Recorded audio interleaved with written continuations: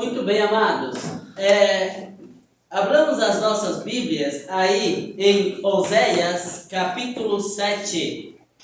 Livro do profeta Oséias, capítulo 7. Faremos a leitura a partir do verso 1. Oséias, capítulo 7, a partir do verso de número 1.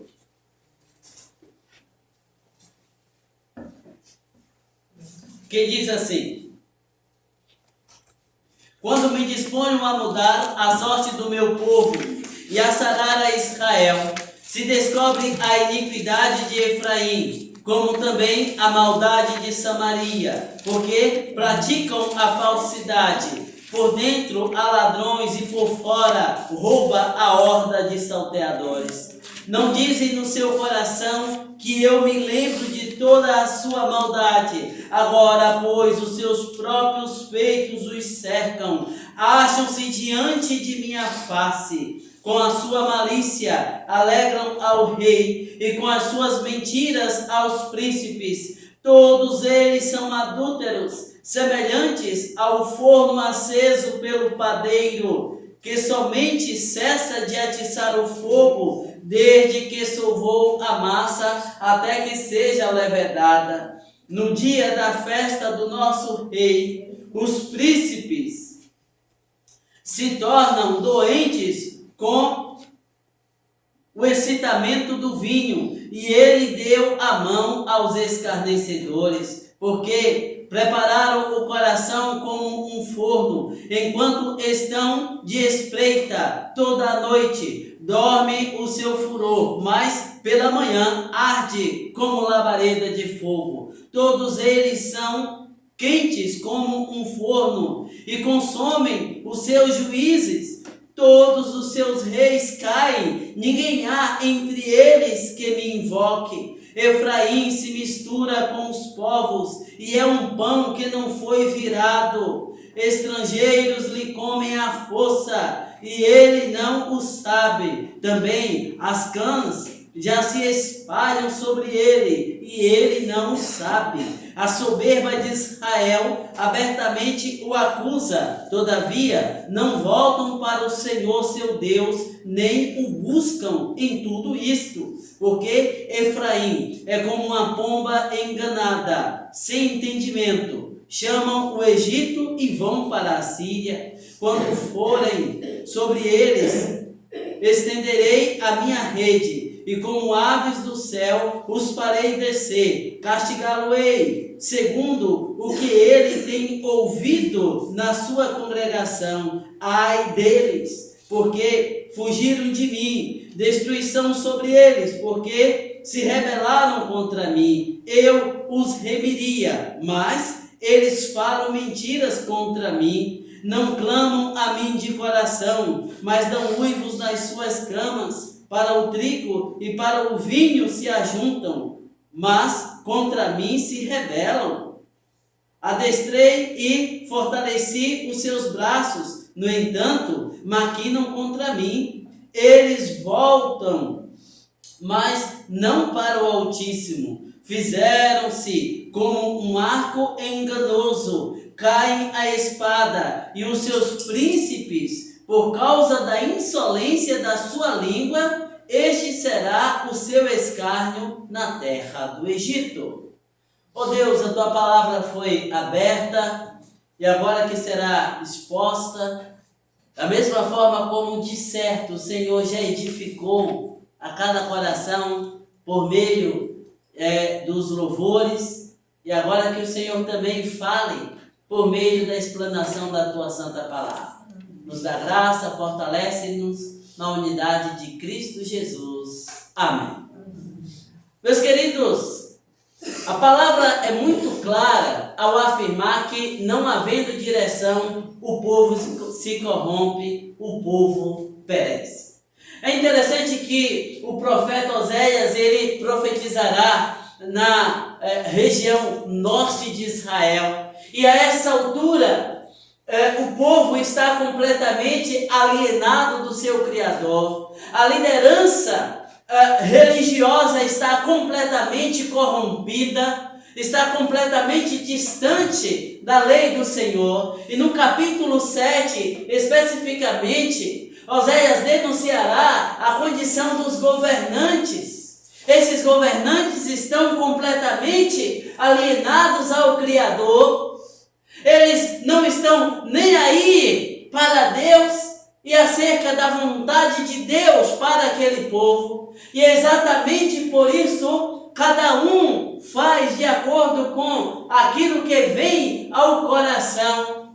E o resultado disso não poderia ser outro, senão uma condição deplorável. Ora, dentro dessa perspectiva, eu quero falar aos amados nesta oportunidade a respeito da seguinte ideia: características de um povo que se desvia. Características de um povo que se desvia. E aí, neste momento em específico, eu quero falar a respeito da alienação de Israel. Observem vocês que no verso de número 8 diz assim, Efraim se mistura com os povos e é um pão que não foi virado. Eu gosto de fazer pão, mas nem sempre dá certo. E se você também gosta de fazer pão, eu vou dizer uma coisa que você vai se identificar. Não tem nada mais frustrante do que você dedicar todo o tempo, fazer todo aquele longo processo, e quando você olha lá no forno, o pão simplesmente não cresce. Que frustração! Observe que a ideia aqui é a de um pão que foi levado ao forno, ele sapecou de um lado e ficou cru de outro.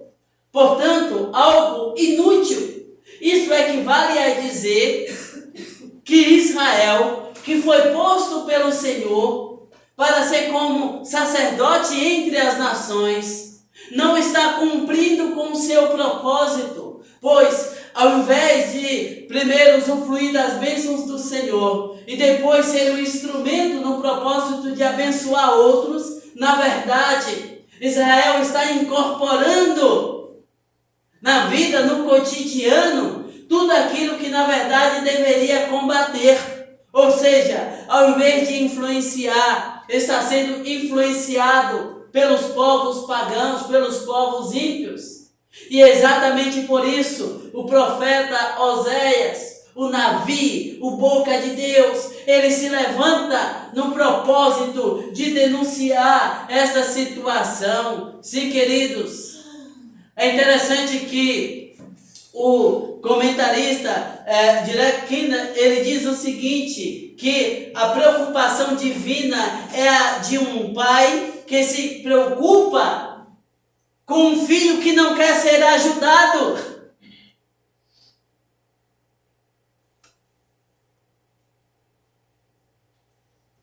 E esta é exatamente a condição do povo de Israel. Charles Spurgeon, ele diz que a infidelidade e a deslealdade para com Deus resultam em violência e perigo para o homem. E isso certamente deve muito chamar a nossa atenção. Israel está nutrindo um relacionamento completamente diferente daquele que o Senhor chamou e constituiu para aquele povo, conforme o verso 7, o capítulo 7, verso 1. E consequentemente, este povo vive um relacionamento completamente distorcido com o semelhante. E aí é interessante que a palavra diz assim, por dentro há ladrões e por fora rouba a horda dos salteadores. Ora, meus queridos, meus amados, quando o homem abandona a Deus, ele se torna um laço para o seu semelhante. E aí nós precisamos levar em consideração o seguinte fator: quanto mais o indivíduo tem a Deus em alta conta, maior será o seu respeito e a sua consideração para com o semelhante. Do contrário, na medida que o indivíduo se aliena do seu Criador, muito mais ele desconsidera e desrespeita o seu semelhante. Por quê? Porque o seu referencial por excelência está comprometido. Logo, tudo mais se torna comprometido. O profeta Oséias usa aqui 4 exemplos para descrever o amadurecimento de Efraim para o juízo de Deus.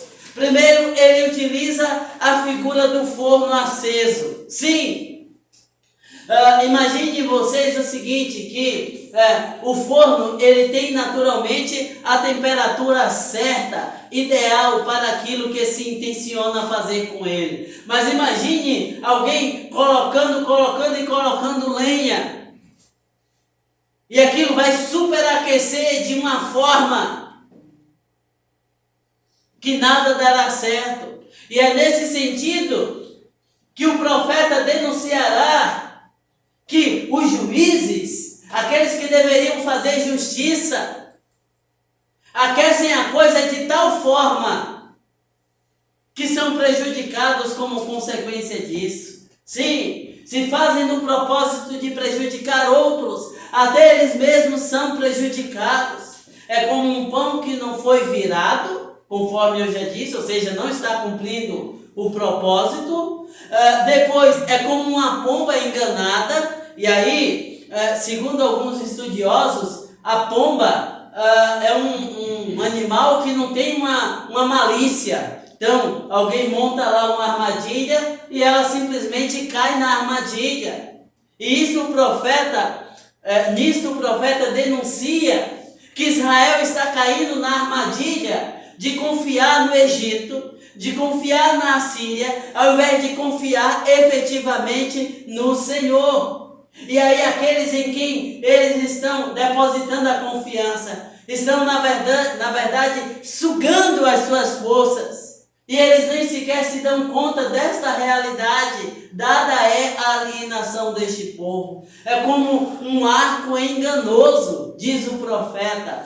E aí nós precisamos lembrar que o arco aqui, neste contexto, é um instrumento de guerra. Agora imagine você o que é um soldado estar lá no meio da guerra e a sua arma simplesmente ser ineficiente. E a sua arma simplesmente não disparar conforme o desejado. Logo, o soldado corre risco de morte. Ora, meus queridos, é exatamente esta a situação de Israel. Este é o contexto daqueles que deveriam, na verdade, estar sendo um instrumento para o louvor e glória de Deus, mas que se deixou levar pelo coração enganoso. Meu irmão, minha irmã, a palavra nos diz que enganoso é o coração mais que todas as coisas. Quando o seu coração desejar e desejar muito uma determinada coisa, você precisa balizar os seus sentimentos, os seus desejos em alguma referência, a fim de avaliar se aquele desejo procede ou não, a fim de avaliar se aquilo lhe trará ou não benefícios. E este povo aqui está indo em direção ao juízo. Dentro da perspectiva anunciada, eu quero falar inicialmente sobre uma vida de mentiras. Versos 3 e 13, que diz assim, versos 3 e 13. Com a sua malícia alegram ao rei, e com as suas mentiras aos príncipes. Verso 13. Ai deles, porque fugiram de mim, destruição sobre eles, porque se rebelaram contra mim. Eu os reviria, mas eles falam mentiras contra mim. Sim, meus queridos, alegrei com a sua mentira os príncipes, diz o profeta. Observem vocês que aspecto interessante. Dentro deste contexto, existe até a ideia de que não só os governantes estão mergulhados no erro, mergulhados no pecado, como os líderes religiosos que, ao invés de procurarem agradar a Deus, procuram agradar estes príncipes, os governantes, bajulando estes indivíduos, ao invés de confrontá-los com os seus erros, para que se voltem para o Senhor.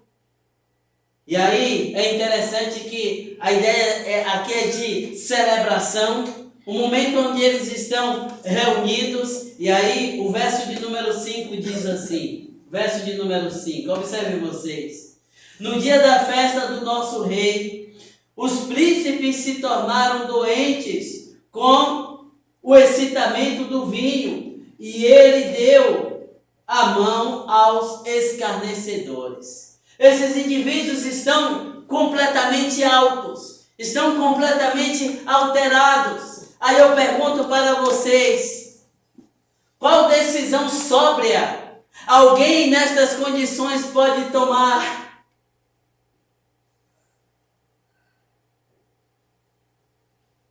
Absolutamente nenhuma.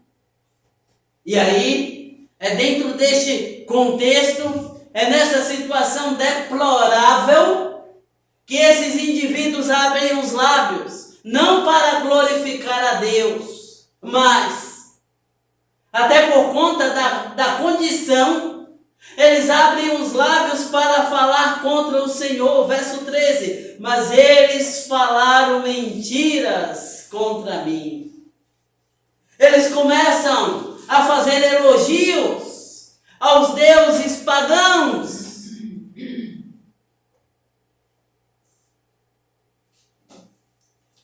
Dizendo que o Senhor não cuida. E o Senhor denuncia por meio do profeta, dizendo: é mentira. Lembram da ideia que destaquei inicialmente? Que Israel está como um filho que não quer ser ajudado pelo pai? É isso que está sendo denunciado aqui, afinal de contas. Justamente porque o coração deste povo está completamente mergulhado no pecado. E a liderança religiosa aqui, conforme está denunciado no capítulo 6, quando o profeta diz: porque tu, sacerdote, não fica por baixo, ela é corrupta. Os governantes são corruptos. E aí eu digo para você o seguinte: tendo perdido o temor, perde-se também todo o pudor. E foi exatamente isso que aconteceu aqui. E é isso que o profeta está denunciando. Está denunciando um povo que está tão mergulhado na sua vida de pecados,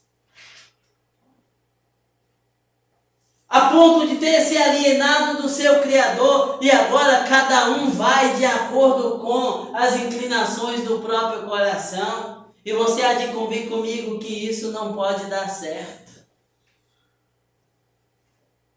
É por isso que se diz que Efraim está madurinha, prontinha para o juízo de Deus. Por isso, no verso 13, começa com uma expressão de juízo, quando diz assim: ai. Você vai encontrar isso muito nos profetas. Jesus também utiliza-se desta expressão, ai. É uma expressão que denota a ideia de juízo. O Senhor está atento, o Senhor a tudo vê, nada passa despercebido aos seus olhos. O Senhor é o reto juiz.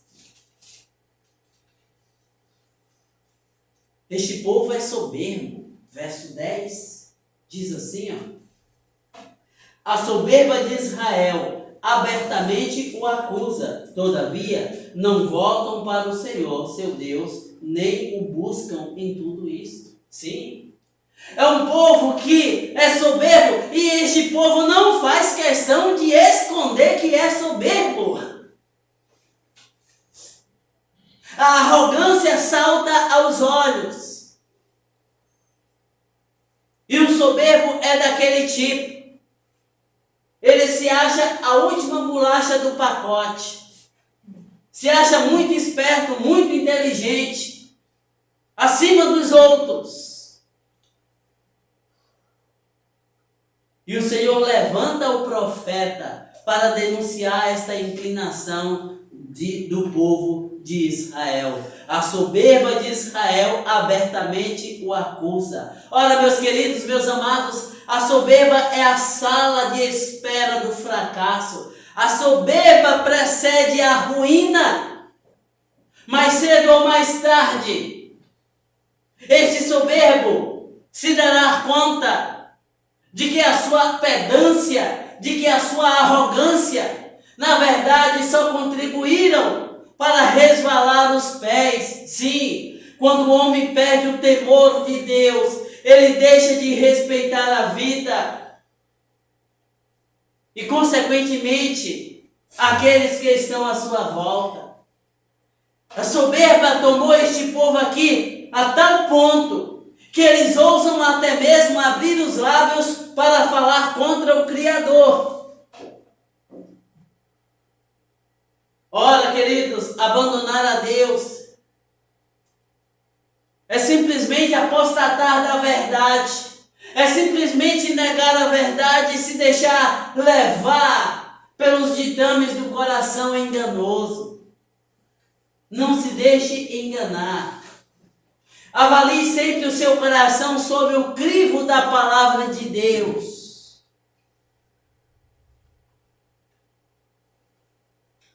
E lembre-se sempre que a palavra nos chama, nos desafia a assumirmos diante de Deus uma postura de humildade.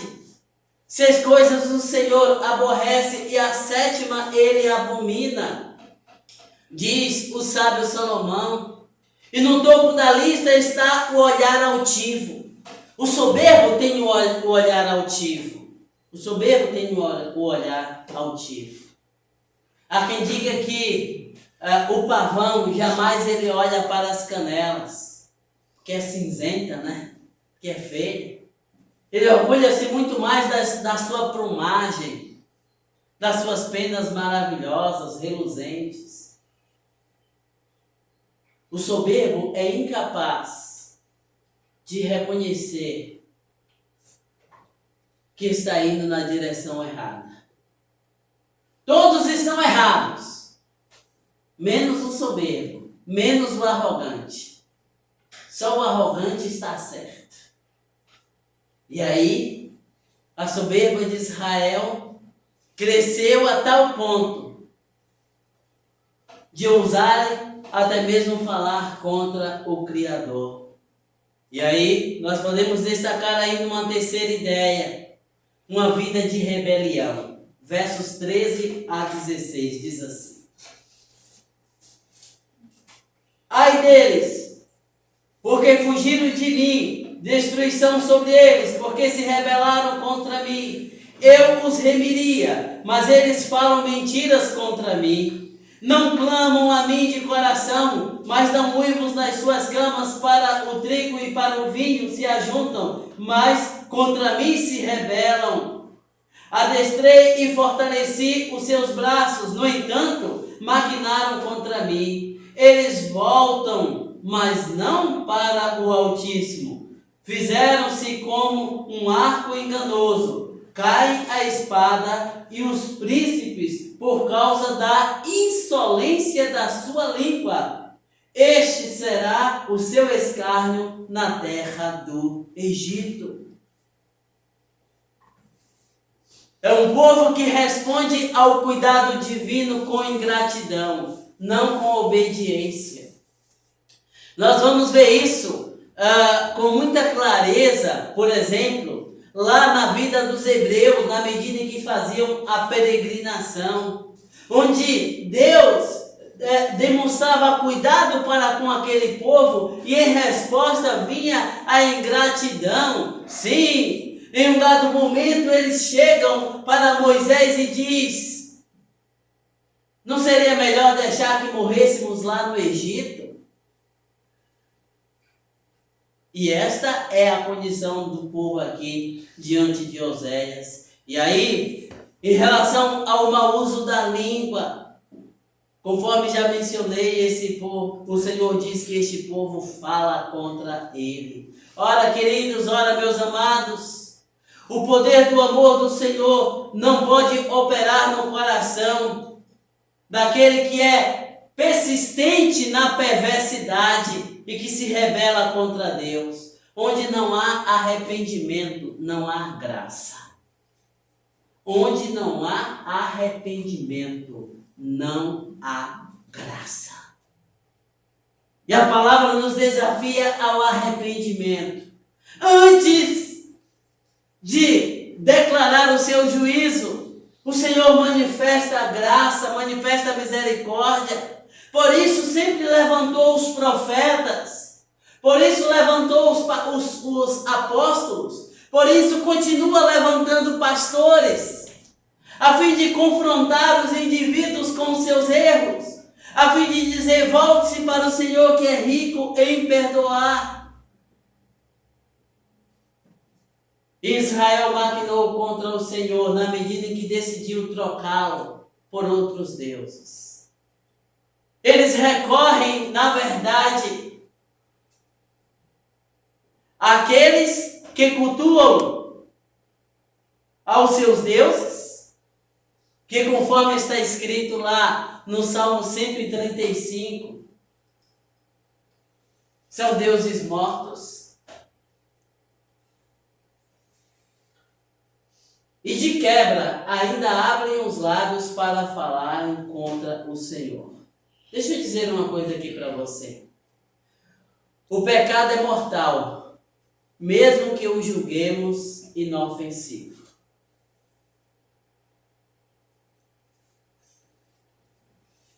Pense aí em uma cobra coral. Tem um preto reluzente, maravilhosa. Um vermelho que salta aos olhos. Como brilha. Mas se te tocar, as tuas chances de sobreviver são mínimas. Assim é o mundo. Assim é o pecado. O mundo parece lindo e maravilhoso. As propostas do mundo parecem ser maravilhosas. Mas uma vez tendo engolido, tendo tragado, o resultado é destruição e morte. Sobretudo porque atende à agenda e à proposta de Satanás, que é de roubar, matar e destruir. A palavra desafia a todos a que se voltem para o Senhor. Ora, meus queridos, meus amados, como nós podemos aplicar isso aos dias lá do profeta Oséias? Israel falhou na adoração a Deus e na sua competência de sacerdote entre as nações. Quando o Senhor chamou Abraão, o Senhor disse para Abraão: em ti serão benditas todas as famílias da terra. E os descendentes de Israel, de Abraão, melhor dizendo, deveriam continuar a ser um instrumento de bênção e ao mesmo tempo também um instrumento abençoador.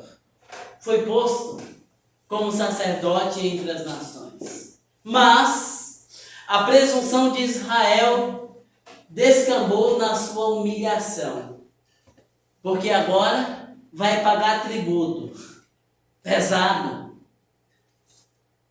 Vai ser subjugado por aquele em quem, na verdade, está depositando a sua confiança. O Senhor diz aqui de um modo muito claro, finalzinho aí do verso de número 16, diz assim: este será o seu escárnio na terra do Egito. A confiança não está no Egito? Espere para ver o que o Egito fará. O tempo está passando. As cãs, os cabelos brancos se multiplicam. Mas isso não equivale à experiência, a aprendizado. Pelo contrário, a insensatez salta aos olhos. Porque, a despeito de tudo, o povo não aprende. Não aprende. E isso é extremamente ruim. Pois bem, qual é a aplicação disso para hoje, afinal de contas?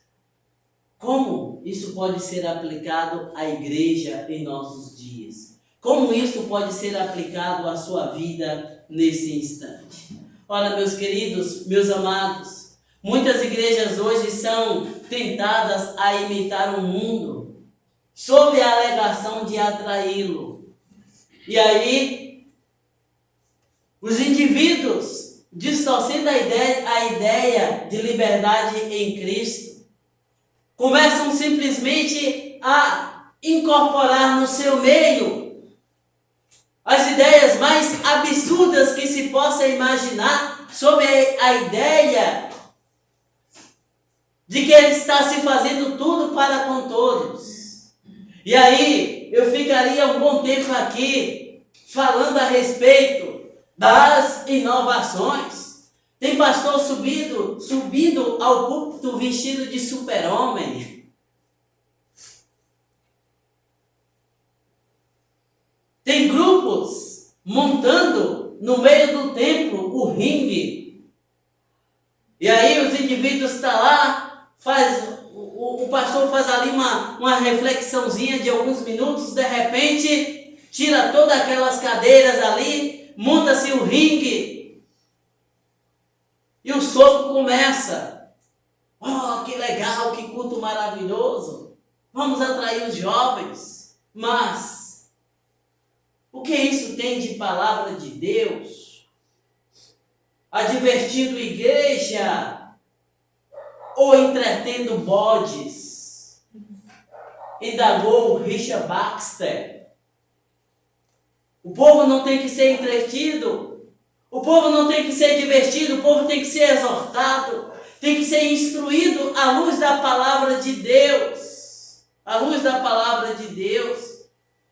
Quando a igreja começa a desviar-se, o primeiro sinal visível é comumente um aumento do mundanismo. Então, festa junina é algo simplesmente cultural. Ah, é cultura.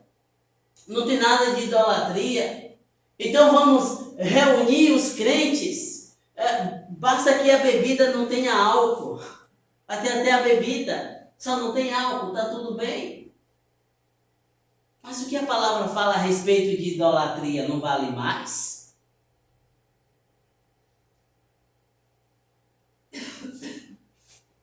E a igreja começa a naturalizar o que é que tem. Vamos olhar para a Europa, onde os púlpitos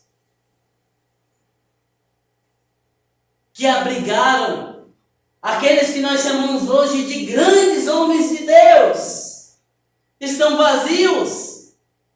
As igrejas acabaram, viraram bares, oficinas. O que aconteceu? Será que não foi por causa do o que é que tem? E aí nós vamos abrindo a concessão aqui, nós vamos flexibilizando acolá. E onde a igreja vai parar, afinal de contas? Onde a igreja vai parar? Ah, pastor Givaldo, mas esse discurso é muito forte. Ele é atemporal porque a ideia hoje é simplesmente agregar. A ideia é ser inclusivo. Ah, então vamos falar da Bíblia inclusiva? Onde? Esse texto aqui está muito pesado. Vamos mudar o tempo verbal aqui. Vamos mudar esse pronome acolá. Vamos tirar essa vírgula daqui e jogar lá.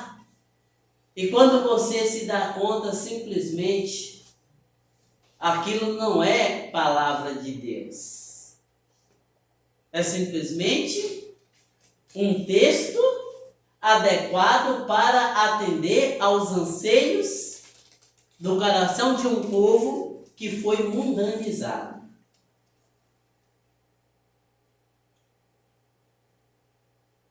O que é que tem?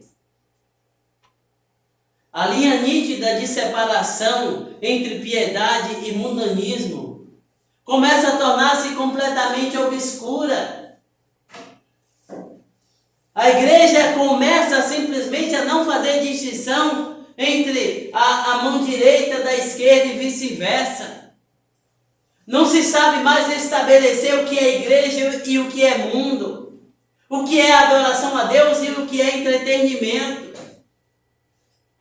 Simplesmente porque a igreja quer cair na graça do mundo. E aí, ao invés de influenciar, ela é influenciada. E agora ela perde completamente a sua voz no meio onde está inserido, justamente porque ela não tem mais uma mensagem a anunciar.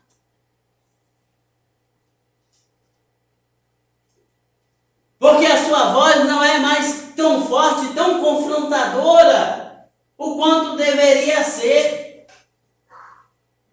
E aí, o profeta Oséias denunciou: Efraim se mistura com os povos. Isso não chama a sua atenção? Efraim se mistura com os povos. Ou seja, aquilo que Efraim deveria denunciar, na verdade, agora está incorporado em Efraim. Faz parte da sua vida, faz parte do seu cotidiano. Portanto, não há o que denunciar, porque é tudo a mesma coisa. Ora, meus queridos, Charles Friedberg, ele diz o seguinte: é fácil a todos nós tornarmos-nos como o pão que não foi virado.